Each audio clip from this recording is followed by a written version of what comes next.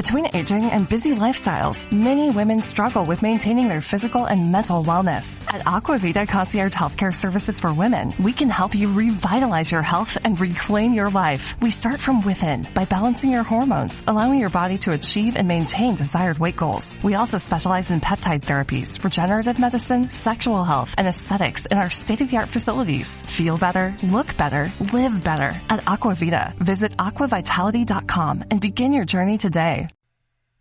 Bienvenidos a un nuevo podcast de Yo Virtualizador. Hola, soy Samuel Sanquejo de Yo Virtualizador y hoy os traigo este nuevo podcast.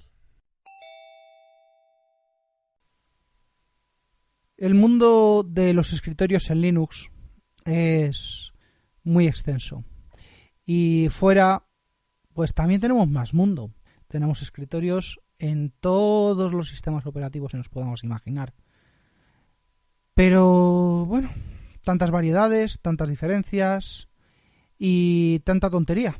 Nada. Viernes de escritorio, muestra aquí lo bonito que lo tienes. Señores, vamos a ser realistas, vamos a ser...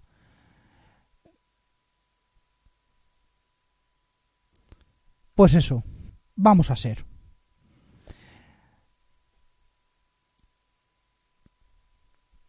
Porque la verdad, si con esto pretendemos, con estas acciones pretendemos que sea el año del escritorio en Linux, o el Linux en el escritorio, o el año de... Mira, me da igual. A ver, que está muy bien, que el arte es necesario, pero en este momento, ni aquí ni ahora me importan. Me voy a atrever a tirar un dato malo. La mitad o más de la gente que hace esto conoce de poco a nada la estructura y el funcionamiento de su sistema de escritorio. Y que bastante más de esa mitad piensa que la estructura es la misma de Windows. Que por cierto, tampoco la conocen. Pero bueno, hace ya varios capítulos, en el 26, hice una aproximación al mundo del escritorio de Linux. Pero no al escritorio básico, sino al escritorio remoto. De ese capítulo saqué material porque, bueno, lo he desechado, porque la calidad y la explicación y la calidad de la explicación, no me terminaron de gustar. Así que no quiero publicar esos recortes y voy a darle otro giro a ver si puedo. Tal como he comentado, en múltiples ocasiones, trabajo principalmente con servidores de tipo Unix. Y digo de tipo Unix porque es la denominación que engloba a casi todo con lo que trabajo. Y, claro, que no sea Windows. Hay mucha vida más allá de Linux. Ya comenté por dónde andaba el origen del sistema X en el capítulo 26 y cómo hemos llegado a lo que es hoy en día. Vamos a pasar por las arquitecturas de X en Linux y a ver si queda más claro que el batiburrillo que vengo a reemplazar y que corté del capítulo que hice. Por partes. Necesitamos un display server, un servidor X. Y hablo de servidor no en el concepto que tenemos actualmente de servidor de Internet. No, un servidor es algo que da servicio a otras cosas. Ya sea procesos, ya sea clientes de red, ya sea usuarios o ya sea otros servicios. Bueno, ¿y qué es eso de un servidor X? Bueno, pues es la primera pieza de la interfaz gráfica de X. En el kernel de Linux tenemos el control del teclado, del ratón, del trackpad, de la tableta, de lo que sea. Y claro, tenemos cualquier cosa que sirva para controlar el sistema. Y no, aún no es viable un control de voz, por muy fácil que lo pongan OK Huevón o cualquier otro equivalente. El kernel tiene un subsistema de controladores gráficos. Eso sirve para controlar una pantalla y pintar cosas. Bueno, vale. Sí y no. A diferencia de Windows, que desde NT4 tiene el gobierno de la interfaz gráfica embebida en el kernel y usa controladores de terceros, los del fabricante, para poder hablar con el hardware, en principio el kernel de Linux va a funcionar exactamente al revés. El kernel tiene un gran juego de controladores de hardware y el control del GDI, de la interfaz, Graphics Display Interface, con todos los programas que quieran hacer uso de esa salida, la ejerce el servidor X. Por lo tanto, ya tenemos separadas las dos capas. Bien, esto es una generalización muy vasta. Es cierto que en Windows hay drivers propios de cada fabricante, pero solo para el hardware más moderno, más habitual. O también el más antiguo, vamos a ver cómo lo explico. Para el hardware del cual Windows haya forjado su propia base de datos, su propia biblioteca de controladores que residen en los medios de instalación o en el servidor de actualizaciones, a saber. Ahí van a estar todos los controladores clásicos, van a estar todos los controladores de todos los dispositivos, los cuales Windows ya conoce y además están firmados. Bueno, esto de los controladores firmados, eso ya pasó a mejor vida. Rafa lo ha explicado bastante bien en varias ocasiones y no me voy a meter. Bueno, pues nada, en Linux vamos a tener tradicionalmente también un juego de controladores, un juego enorme, grandísimo, embebidos en el núcleo de Linux, ya sea directamente en el núcleo, ya sea como módulo o ya sea de la forma que sea. Suele estar ahí, a bajo nivel, en el núcleo, y se cargan. Pero a día de hoy es posible, para quien quiera utilizar tarjetas avanzadas, es más, para cualquiera que fabrique tarjetas gráficas, puede publicar fuera del núcleo una serie de controladores propietarios externos, probablemente más actualizados. Bueno, probablemente no.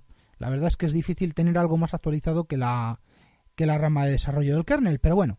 ¿Quién hace esto ahora mismo? Pues Nvidia lo hace por su lado. Y bueno, enfrente tenemos Intel. No sé si lo seguirá haciendo. Hubo un momento en el que sí lo hizo para ciertos modelos. Bueno, por poner un ejemplo a esto, al instalar cualquier distribución, aunque sea en modo texto, en Run Level 1 o Run Level 3, vamos a tener un subsistema gráfico del kernel activo. ¿Por qué? Pues porque casi todas las distribuciones que conozco a día de hoy van a querer mostrar un dibujo, sea un pingüino, esto normalmente lo hace el kernel, o sea una cortinilla animada, que como yo que sé, como la de Red Hat o de Fedora o de OpenSUSE, da igual, casi todas lo hacen. ¿Y para qué lo hacen? Pues para cubrir los logs, la carga, la evolución del sistema hasta que llega al bus. Bien, ¿y esto lo hace en modo gráfico? Pues sí, lo hace en modo gráfico. De hecho, la inmensa mayoría de las consolas son gráficas, incluso las de modo texto. Esto lo hace el kernel, no es un subsistema X instalado no, lo hace a golpe de driver del kernel y de su propia API. Otros ejemplos, bueno, yo que sé, NCurses se apoya parcialmente en esto, bueno, aunque realmente la magia de NCurses viene de la biblioteca de terminales, de saber cómo manejar cada terminal. Pero, claro, para dibujar hace falta... Bueno, pues eso. Otro ejemplo, el kernel, el frame buffer. El frame buffer me lo van a quitar porque su mantenedor principal dejó de actualizarlo hace tiempo, pero oye, funcionaba la mar de bien para, no sé, en una pantalla que normalmente eran 80x25, pues poder configurarla como VGA 1024x768 a 132x43 y 256 colores. No sé, son cosas que se pueden hacer y que al realizarse contra un driver embebido en el kernel apenas aporta latencia. De hecho, yo no he apreciado latencia que se pueda distinguir de una conexión serial o telnet equivalente. Bueno, subiendo a lo que nos interesa, al display server, vamos a ver de qué estamos hablando, de cuántos estamos hablando y de cuántos podemos conocer o no.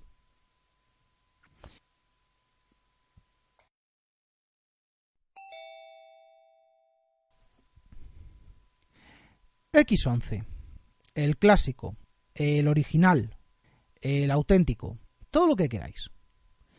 X11 da nombre al display server original que, bueno, viene de muy lejos, de X1 a X10, 10 versiones del 84 al 87, bueno, funcionarían, sí, pero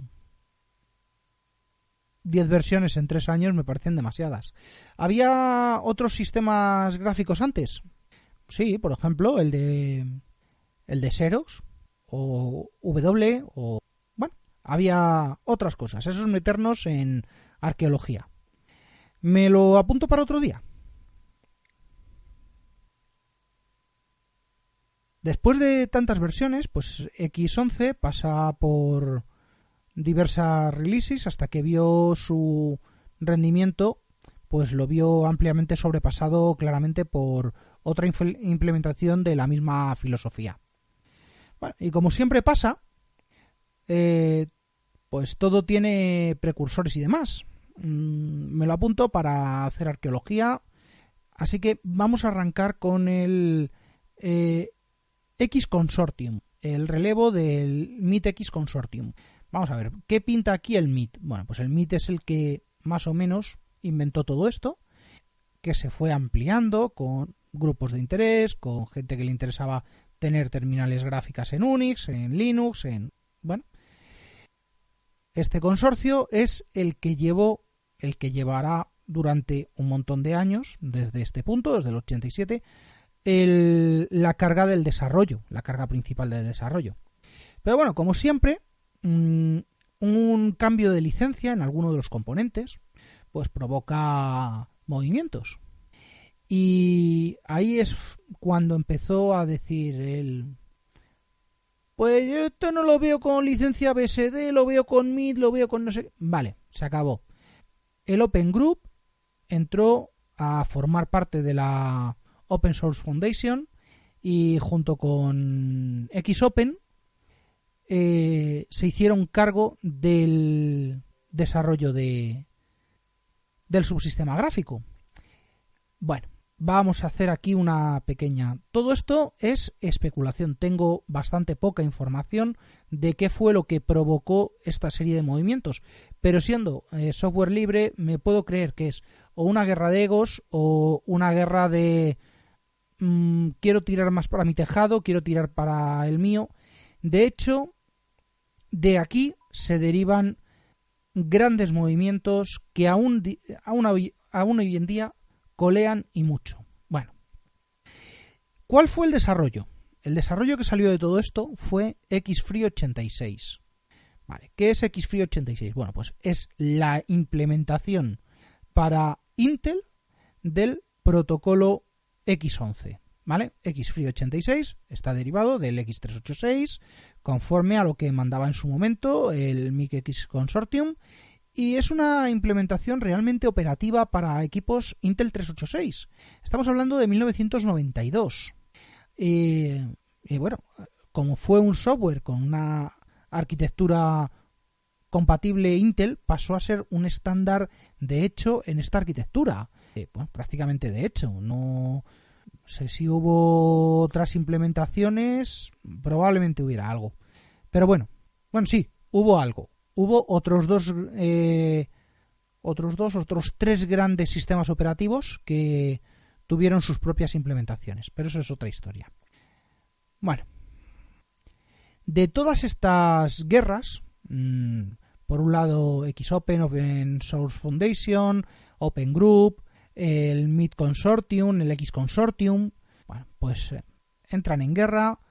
Xfree86 parece que tiene los días contados por ciertas licencias y nace Xorg. Pero nace Xorg no como producto, sino como un grupo dentro del equipo que supervisa el desarrollo de X11R6. Y bueno, pues ante el avance de Linux y su capacidad de desarrollo, pues invitan al equipo de desarrollo de Xfree86 pues a trabajar de una forma distinta. ¿Por qué? Pues porque estaban, por un lado, detractores, por otro lado, otros detractores de lo mismo, pero al revés, y al final, pues acabamos librando la clásica batalla de los constructores de catedrales contra los constructores de ermitas. Hay un libro, creo que es de Erich Tannenbaum, llamado Las catedrales y la ermita, o la catedral y las ermitas, algo así, y habla precisamente de esto, de los modelos de desarrollo, y propone el modelo Bazar. El modelo Bazar es un modelo de barra libre para todos. Aquí todo el mundo aporta, pero todo el mundo tiene que cumplir con unas obligaciones. Bien, vamos a ver. ¿El kernel funciona exactamente así? Sí y no. El subsistema actual, Xorg, ¿funciona así? Pues más bien sí. ¿Microsoft en su kernel funciona así? ¿O Apple en su kernel funciona así? No, desde luego no, son catedrales. Pero bueno, eso ya dará probablemente para otro programa, probablemente para un crossover, porque ahí sí que necesito no pensar yo solo, sino pensar con más gente. Y por supuesto, con esto quiero daros ideas que pensar, un libro que leer, por ejemplo, el de Erich Tannenbaum para este caso. Poco después, y múltiples batallas por medio y guerras perdidas, Xfree pues dejaría de desarrollarse en el 2004 y de mantenerse en el 2008, siendo, bueno, pues durante este periodo sustituido por Xorg Display Server, el producto derivado de ese grupo, de esa intervención del equipo de desarrollo de Xorg, siendo prevalente ya en la inmensa mayoría de las distribuciones de Linux. Yo, sinceramente, Xorg lo veo como una ampliación de Xfree86. No lo veo como un sustituto, porque realmente es el mismo perro con otro collar. Realmente es un collar mucho más amplio y permite la posibilidad de trabajar con DRM, con aceleración 3D, bueno, pues de una forma mucho más abierta de lo que estaba siendo cerrado de cada fabricante. Bueno, a día de hoy yo no he vuelto a ver ningún Xfree86, salvo en sistemas muy antiguos y obsoletos. No voy a enrollarme con todo lo que puede hacerse y lo que no puede hacerse. Todos conocemos Xfree86 y Xorg, pero hay cosas menos conocidas, creo yo.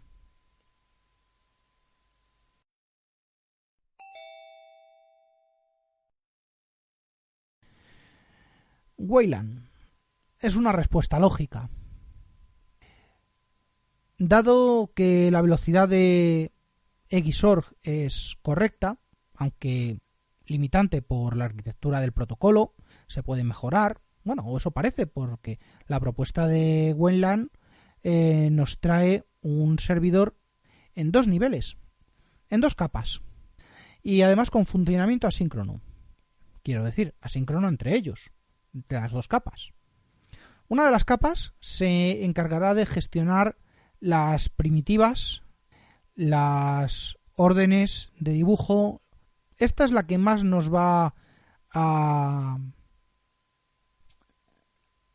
dar funcionalidades, a dar interacción con el resto de capas. Se trae también parte de las funciones del Display Manager. Ya hablaré de los Display Manager más adelante. Y tiene otra capa encargada de hablar con el hardware. En esta es la que más me voy a centrar ahora, es la que más me interesa en este momento. Bueno, la parte encargada de hacer cositas en el hardware, de hablar con el hardware,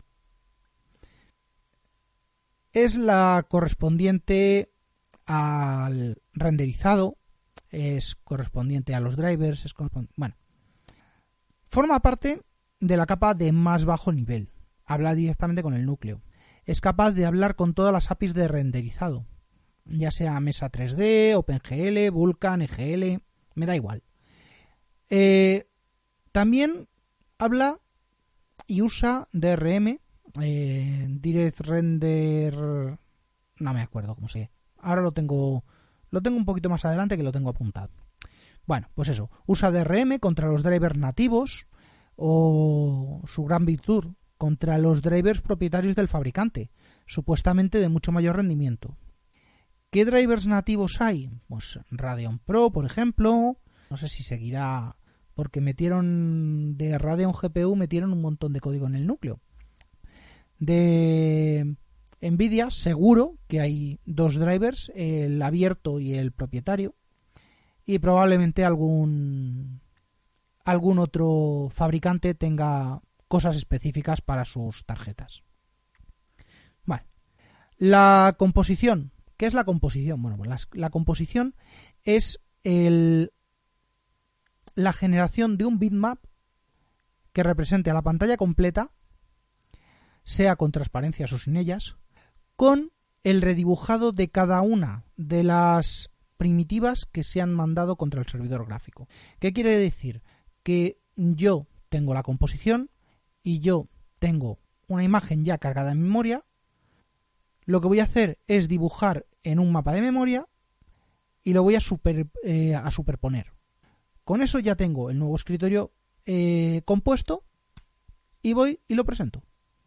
Con lo cual me ahorra recalcular ventanas de fondo, recalcular movimientos de bitmap de fondo, Bueno, esto lo vemos muy bien, es muy bonito, pero ojo, hay que tener músculo para moverlo, porque no solamente implica pintar por encima, sino salvar lo que hay debajo, y en caso de mover una pantalla arrastrando, que lo que se vea no nos deje un gran churro blanco debajo o negro porque ha borrado lo que hay debajo.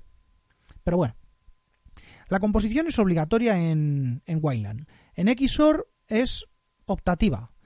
Y como en Xor se gestiona íntegramente por software, añade cierta latencia. Bien, en Wayland no hay esa latencia. Se gestiona en la capa de bajo nivel y sobre todo con apoyo de hardware, lo cual pues mejora el rendimiento y usa las propiedades aceleradoras nativas del hardware. Aquello de, tengo una aceleradora de 2 megas, una S3 Virge PCI. Vale, muy bonito. ¿Qué quiere decir? Que utilizaba su propio driver y su propia implementación del dibujo de las primitivas para realizar estas funciones en la tarjeta en lugar de encargárselo al GDI, al procesador. Pues para 3D lo mismo. Bueno. ¿Qué cosas ha traído Wayland que no hubiera antiguamente en Xorg o en XFree86? Pues nada. Vamos a empezar por la primera, que es la que me parece a mí realmente relevante, importante. Y es tan simple como que ha traído seguridad. Por un lado, los 2 niveles se comunican por IPC, por Inter-Process Communication. Bueno, hay otra definición un poquito más larga, también ya la buscaré. Y además está diseñado para que esa comunicación pueda ejecutarse por red. Por otro lado, ¿os acordáis del tiempo que se podía utilizar root como usuario en el entorno gráfico y tal? Qué tiempos aquellos, ¿verdad? Qué fácil era romper las cosas. Pues, bueno, con Wayland ya se intentó antes, desde luego, desde hace mucho tiempo, pero con Wayland el usar el usuario root en el entorno gráfico cuesta trabajo y horrores. Hay que configurar muchas cosas, hay que dar muchos permisos y sobre todo petardea por todos los lados. De verdad, es prácticamente inusable. Es coger un Gnome Shell, un Gnome 3 y prácticamente convertirlo en lo que era Gnome 1 hace 20 años. Bueno. ¿Esto es bueno? Pues oye, a mí no me agrada. Pero bueno, parece ser que sí es bueno. Esto hace que se reduzcan en la capa de bajo nivel los procesos que deben utilizar root. El resto, y sobre todo la capa de alto nivel, pueden ir sin privilegios o privilegios reducidos. ¿En qué se traduce esto? Menos volumen de tareas ejecutándose como root, menos flanco expuesto a un posible ataque de elevación de permisos por bugs, por lo que sea. Eso es simplemente es lógica. La otra cosa que ha traído, pues compatibilidad con Xorg. Xorg, bueno, pues es el soporte, la copia de seguridad, es el fileback.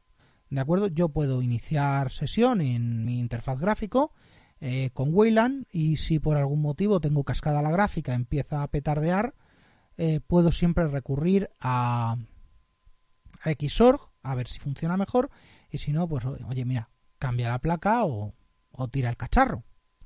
Bueno, pues tenemos eso. Y hasta aquí Wayland.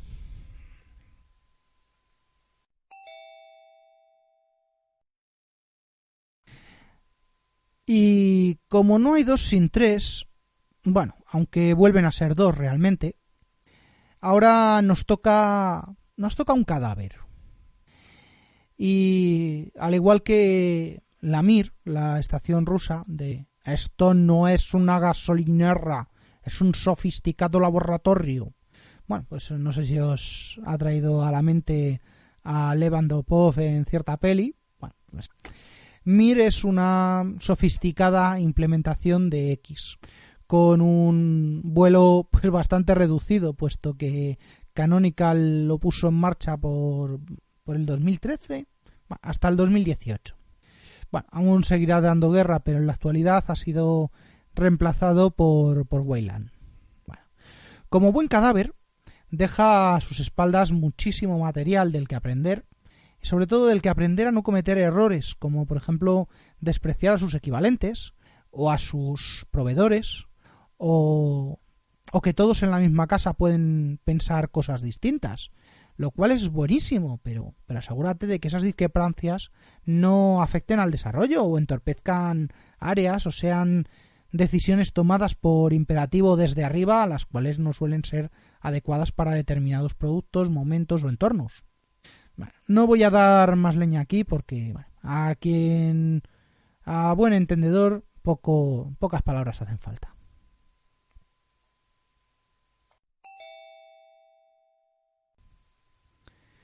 Bueno, claro que hay más, pero bueno, estos son los principales, los más extendidos, al menos en el mundo de Linux. Si conocéis alguno más, decírmelo, lo investigaré, lo meteré en las notas del programa.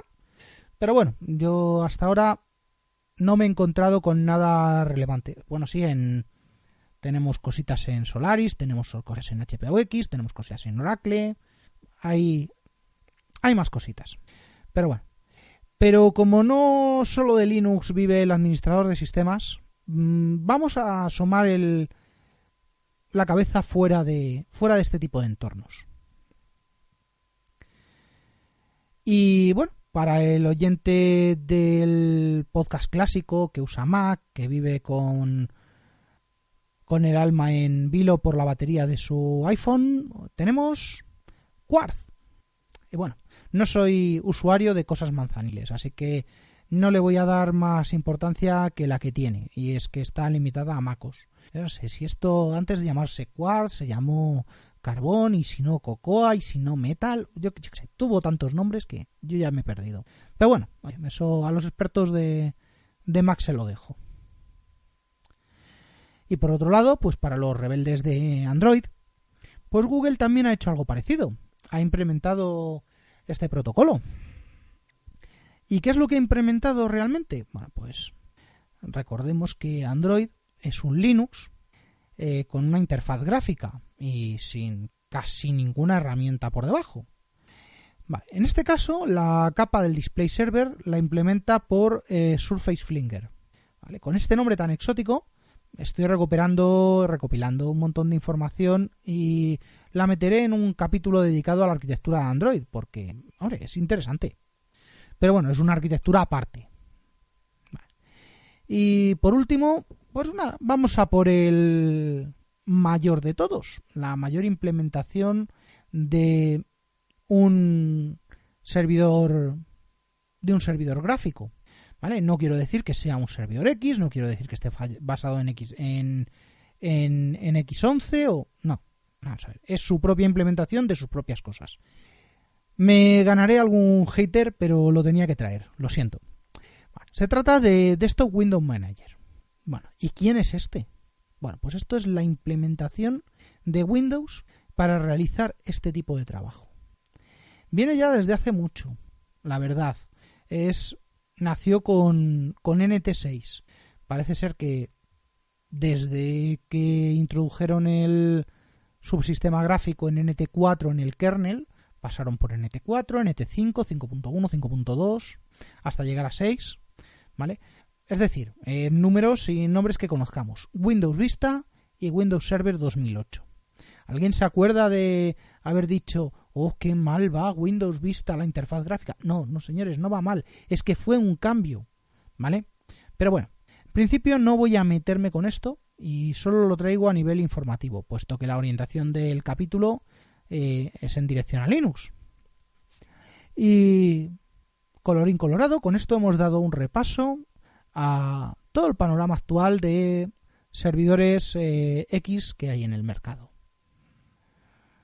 Aún me queda material y no quiero que esto me quede muy denso ni muy largo, ya llevo más de 30 minutos, así que lo dejaré para un próximo podcast. Este podcast está asociado a la red de sospechosos habituales, a la que podéis uniros en la dirección bit.ly/sospechosos habituales. También podéis contactar conmigo en el Slack de WinTablet, en Telegram, a través del canal Grupo Virtualizador o por Twitter en @yovirtualizador. Así que hasta la próxima. No olvidéis dejar una reseña si os ha gustado. No olvidéis darle al botoncito del corazón en iVoox si os ha gustado. Y siempre agradecido por los... Hasta la próxima.